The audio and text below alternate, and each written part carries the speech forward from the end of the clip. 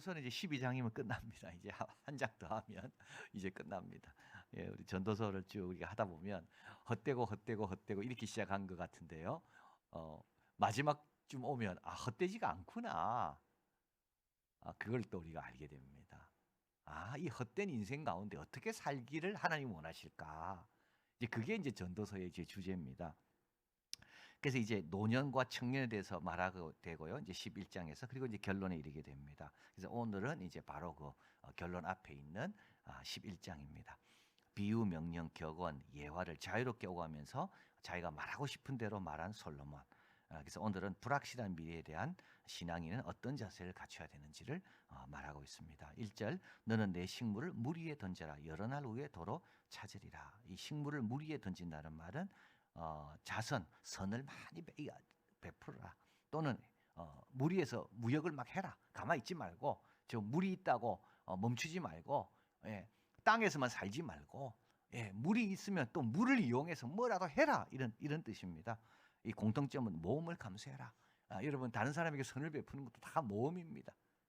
다 모험입니다. 그죠? 100% 내가 돌아올 걸 생각하며 베푸는 사람은 없습니다. 그러니까 하나님의 뜻이라고 생각하고 또 그의 필요를 생각할 때 하나님 마음에 감동 주실 때 우리가 베푸는 거거든요. 이게 다 모험입니다. 그래서 흐르는 물에 뭘 던지는 것과 같습니다. 그러나 여러 날 후에 도로 찾는다. 던진 게 있어 찾지 여러분. 던진 게 없으면 찾을 게 없습니다. 자, 그리고 7에서 8을 나눠줘라. 무슨 재앙이 땅에 임할지 내가 알지 못함이라. 재앙이 임한다고 가만히 있지 말고 그러면 빨리 준비를 하라는 거죠. 7이나 8개로 다 분산시켜서 투자해라. 이런 뜻입니다. 그래서 평안할 때 준비하라는 거죠. 아직 재앙은 오지 않았습니다. 근데 재앙이 왔을 때 어떻게 할 건가? 그걸 미리부터 생각해서 평안할 때 요셉이 풍년의 7년 때 흉년 7년을 준비하잖아요. 그러니까 이게 낫을 갈지 않으면 연장이 갈지 않으면 이 곡식을 뺄 때 힘들다 그랬거든요. 그러니까 쉬는 시간은 많은 시간입니까? 연장을 가는 시간인 겁니다. 지금 그걸 지금 이야기하는 겁니다. 그러니까 재앙이 올 거니까 아무것도 안 하고 있지 말고 재앙이 온다 생각하면 더 분산해서 투자하고 생각하고 지혜를 짜고 그러기 위해서 비축도 해놓고 그렇게 하라는 말입니다.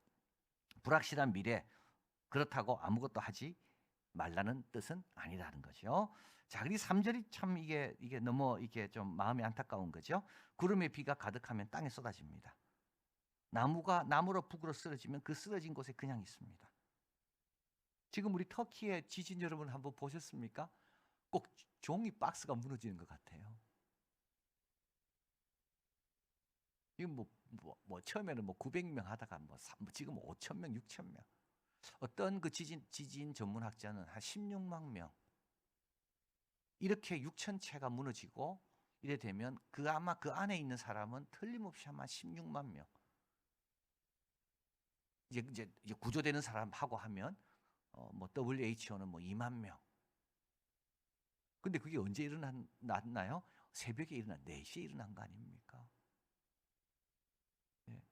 지금 판이 막 움직이고 있는데 우리는 모르고 있습니다. 그냥 자고 있는 거죠.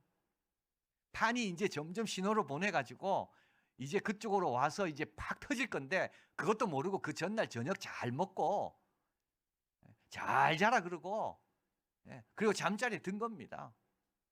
그런데 이 추운 겨울에 새벽 4시에 지진이 확 일어난 거죠. 이 지금 구름에 비가 가득한 걸 땅에 있는 사람은 모릅니다. 구름에 지금 비가 막 구름이 모여서 이제 한번 쏟아질 걸 우리는 아무도 모릅니다. 오늘도 괜찮을지 생각하는데요. 그래가지고 비가 쏟아지기 시작하는데 모두가 피해를 입어서 나무도 세울 수가 없습니다. 그 막 살려달라 그러잖아요. 내 아들이 저 안에 있는데 또 진짜 안타까운 거는요. 소리가 들려요. 소리가. 근데 어떻게 할 수가 없어요. 시리아 지역은 더 지금 어렵다는 거 아닙니까?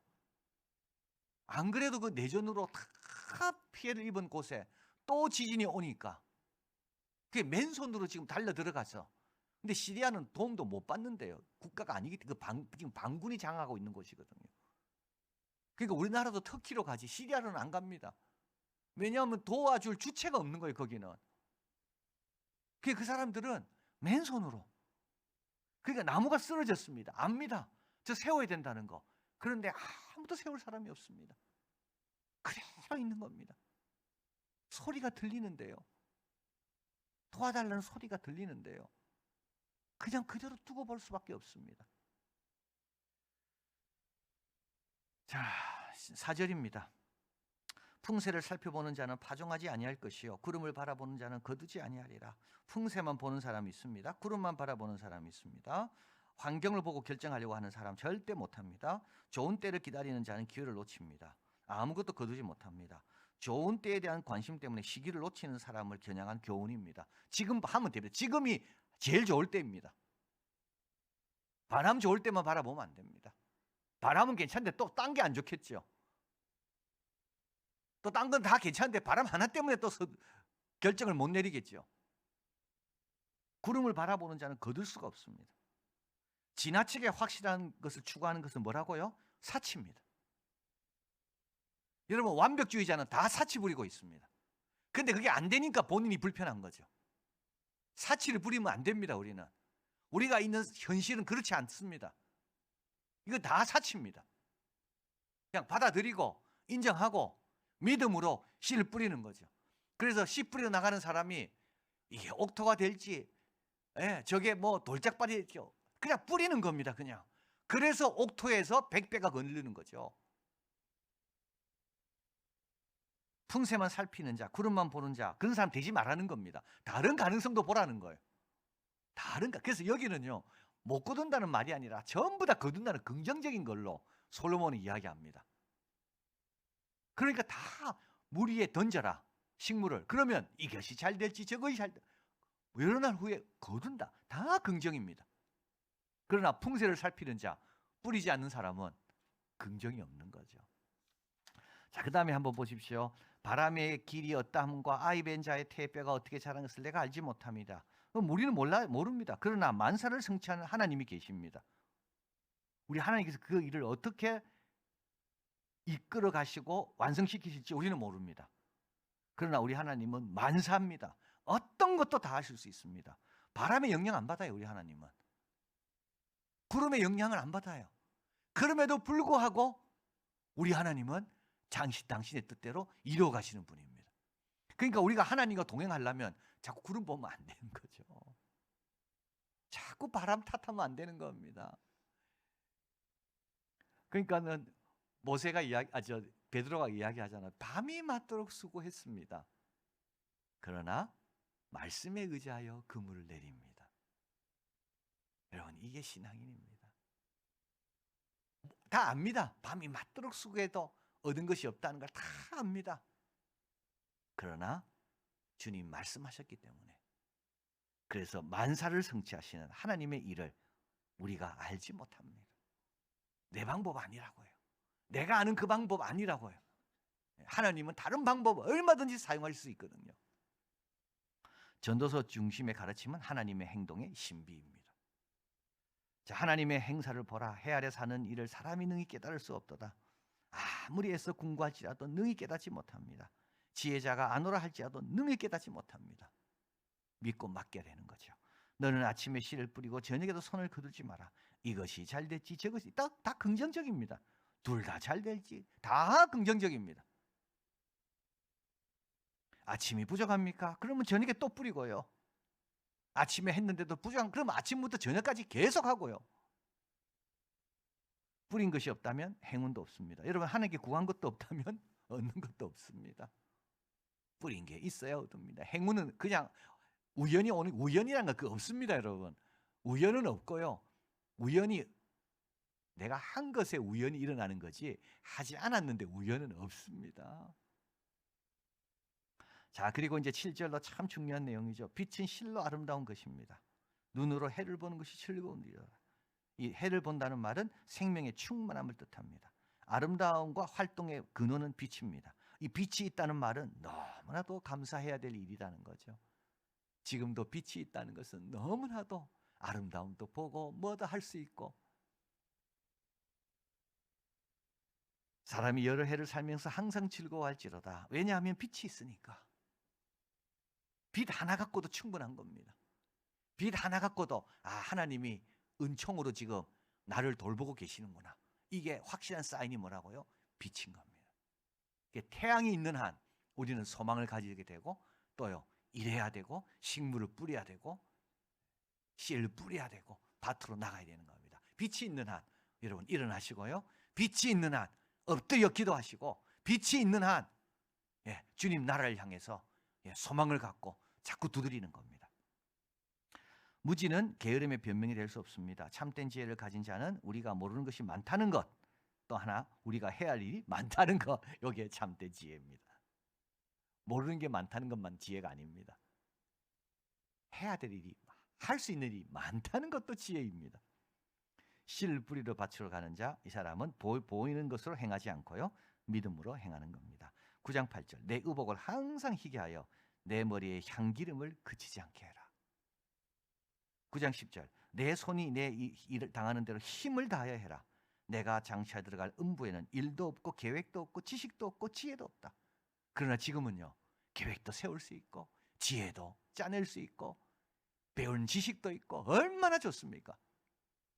그러니까 참 이 전도서는 허무주의가 아닙니다. 전도서는 헛되다 하지만 허무주의가 아니고요 염세주의도 아닙니다. 참 그래서 전도서를 읽다 보면 먹고 마시고 하는 중에 낙을 누려라. 이게 하나님이 주신 분복이다. 자, 먹고 마실 때마다 일용할 양식을 주신 하나님께 감사하면서 오늘도 딴 특별한 일이 없어도 됩니다. 여러분 특별한 거 안 일어나도 돼요. 엄청난 일이 일어났죠. 그게 빛 아닙니까? 빛. 오늘도 내가 빛이 있어서 감사하고 오늘도 내가 빛 가운데 거할 수 있어서 감사하고. 자, 그래서 현실의 참혹함을 보여줍니다. 그렇죠. 구름이 막 몰려오는 거 우리가 알지 못하고 나무가 쓰러져도 세울 수 없는 이 현실의 참혹함. 그래서 솔로몬은 이걸 우리에게 다 보여줍니다. 현실의 참혹함이 있습니다. 그래서 우리는요 하나님에 대한 믿음을 갖고 삶을 사는 거죠. 풍세만 보고 바람을 보는 게 아니라 오늘도 나에게 빛을 허락하신 하나님, 나에게 건강을 주신 하나님, 이 하나님을 생각하면서 그리고 만사를 성취하시는 그 하나님이 나와 함께 하신다. 자, 그래서 빛이 있는 동안에 우리는 믿음으로 씨를 뿌린다. 이것이 이제 전도서의 주제입니다. 그래서 솔로몬은 헛되다. 이건 인간의 지혜. 어떤 지혜예요? 어설픈 지혜. 모르는 게 많은데 뭐 해봤자 무슨 소용이 있냐.